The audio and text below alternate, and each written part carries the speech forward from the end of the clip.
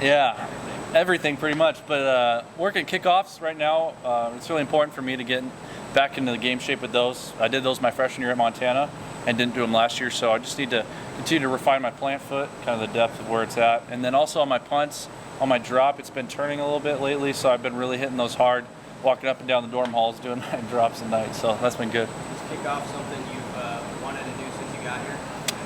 Yeah, last year I really didn't focus on that too much. Brendan Franke was our kickoff guy last year, and he has a massive leg. So I got here, I saw him hit some kickoffs, and I was like, wow, that's really good. So I'm going to let you do that, and I'll just keep punting. But this year for sure is something I want to bring into my kind of repertoire, my tool bag, and I'm super excited to have the opportunity to work on that along with Tristan and Timmy. And Coach Foley's been giving me a ton of tips on that, so I'm just really excited to see what we can do this season. You can do something like that with an eye toward professional football and kind of being able to do it a little bit every time. Yeah, for sure. It just makes you more marketable. The ability to kick off is something that not all punters coming out of college have, and so I'm very aware that if I'm able to do that, it might set me above someone else who's maybe a comparable level of punting. But first and foremost, I'm here working to be the best kickoff man I can be for Coach Rule and our team this year.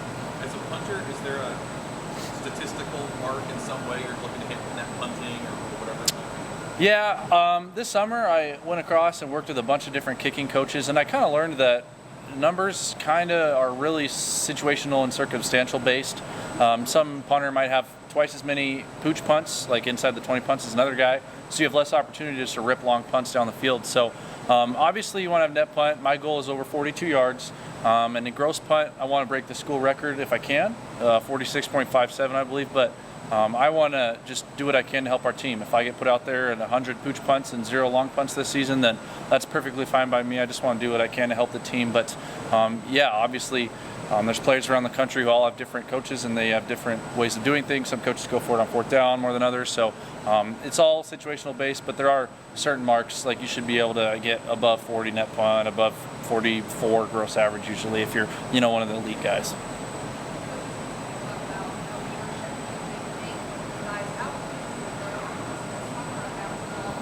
Yeah, I think even today there was a situation we were running situations, and I, wasn't completely locked in on what down it was, and I could have done something differently on a field goal. But just being able to go out there and show the guys maybe some of the mistakes I made early on and how to avoid those.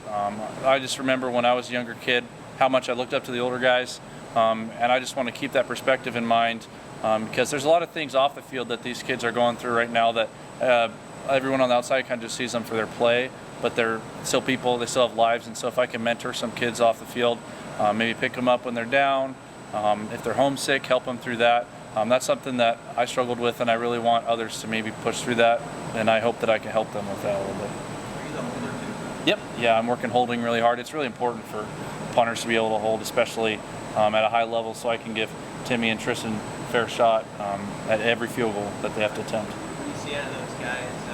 Not asking you to break down the competition, but just like their mentality of this team. Yeah, it's a really awesome competition, honestly. There's no bitterness. There's no one kid makes it, the other one's sitting back there hoping the other one misses. We're both cheering each other on. They're brothers, and I really am impressed with both of them. They've come out here and they've done really well in camp so far. They've worked really hard this summer, and it's showed off. And we're kicking on grass, we're kicking on turf. We're doing all sorts of different training for all the different types of surfaces we'll play on, and they've handled that really well. Tristan's done a really good job of coming into college and stepping up right away. And it's really hard as a freshman to be all the way there mentally and have the confidence, but he's done a great job with that. And Timmy's just a smooth, steady veteran who's been doing this a long time, and he doesn't get fazed by much. So it's been really good so far, and I'm excited to see how it plays out the rest of fall camp. As guys, as personality-wise, how similar, how different are those to Timmy and Tristan? Oh man, they are very far. The age gap is like 6 years, I think. So they're not too similar. I mean, we're all hanging out during fall camp, and we're all kind of doing the same thing. So it's kind of hard to get a read on what they do off the field. But throughout the summer, we all hung out together, went golfing, did fun things like that. And so I would say they both have a drive to be really successful at kicking, which is the most important thing to me. At the end of the day, that's why we're here. We're playing Nebraska football. But Tristan's a little more of a young buck, so you can tell that he hangs around his freshman friends a lot. And Timmy's in with a lot of the older guys on the team. So it's a really good room that we have right now with Marco and Timmy. I call them the senior citizens of the room, and Tristan's a young kid and he's just getting brought up, so it's been really fun.